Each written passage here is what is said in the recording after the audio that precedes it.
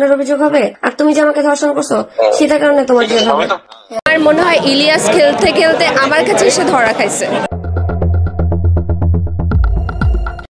এদিকে বাংলাদেশের সুনামধন্য জাতীয় নাগরিক পার্টি এনসিপির সাবেক শীর্ষ নেত্রী নীলা ইসরাফিলের একের পর এক অপকর্মের ভিডিও গণমাধ্যমে উঠে এসেছে। সেই সাথে ছোট কাপড় পরিহিত এই মহিষী নারী এই বাংলাদেশের জাতীয় নাগরিক পার্টিতে একটি সময় যোগদান করে এই বাংলাদেশ নতুন করে গড়ার চিন্তা ভাবনা করছে। একজন মেয়েকে যে কতজন পুরুষ যে ধর্ষণ করেছে তার যেমনটি কোনো ঠিক ঠিকানা নাই, সেই মেয়ে আর কেউ না, তিনি হলেন এনসিপির সাবেক নেত্রী নীলা ইসরাফিল। এই বাড়িতে আমি অসংখ্যবার যৌন নির্যাতনের শিকার হয়েছি। যদি এই দেশের জাতীয় নাগরিক পার্টির পক্ষ নিয়ে স্বনামধন্য নেত্রী হয়ে দেশ পরিচালনার দায়িত্ব নেয় এই নীলা ইসরাফিল, তাহলে এই দেশ কতটা রাজনৈতিক বিশ্লেষকদের অভাবে নিচে নেমে গিয়েছে আপনারাই একটাবার চিন্তা করে দেখেন। আসলে দেশের পরিস্থিতি কোথায় গিয়ে ঠেকেছে। সূত্রের আলোকপাত নিয়ে দেখা গিয়েছে এই জাতীয় নাগরিক পার্টি এনসিপির সাবেক নেত্রী এবার জাতীয় নাগরিক পার্টির নেতা সরওয়ার তুষারকেই ব্ল্যাকমেইল করার চেষ্টা করছে।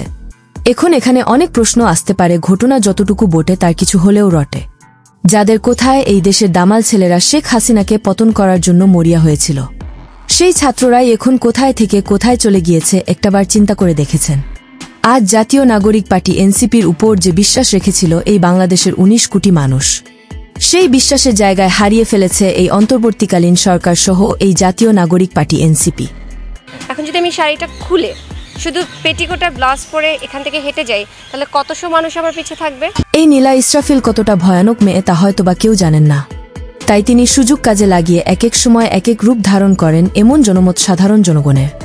যে দেশের একটি দলের নেত্রীরা ছোট ছোট পোশাক পরে বাইরের দেশে সুইমিং পুলে গোসল করে ভিডিও ধারণ করে, সেই মেয়ে এই বাংলাদেশের তরুণদের সাথে মিশে দলের দায়িত্ব পেয়ে যায়।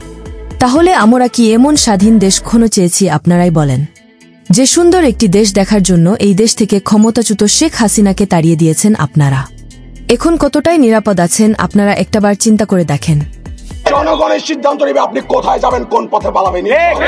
যাদের রক্তের বিনিময়ে চেয়ারে বসেছে সেই চেয়ারের সাথে বেইমানি কোনোভাবে মেনে নেওয়া হবে না। আগামী ২৪ ঘন্টার মধ্যে মনে রাখবেন, দেশ চালানো ছেলে খেলা নয়। যাদের হাতে এই সোনার বাংলাদেশ রয়েছে তাদের গোপন ভিডিও অগ্রিম দেশের মানুষের সামনে বেরিয়ে ভাইরাল হয়ে আছে।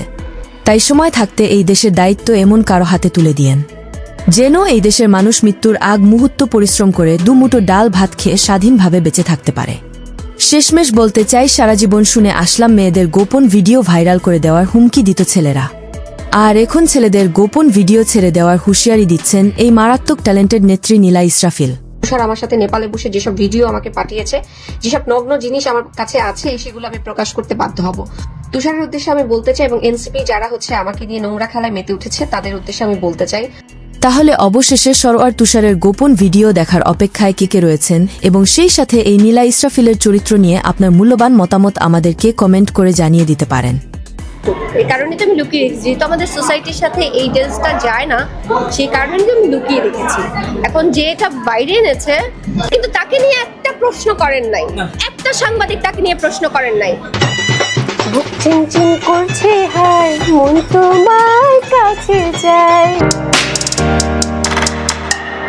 এতক্ষণ আমাদের সাথে থেকে ভিডিওটি শেষ পর্যন্ত দেখার জন্য আপনাকে ধন্যবাদ দিয়ে ছোট করতে চাই না, তবে ভিডিওটিতে একটি লাইক দিয়ে আপনার মূল্যবান মতামত আমাদেরকে কমেন্ট করে জানিয়ে দিতে পারেন।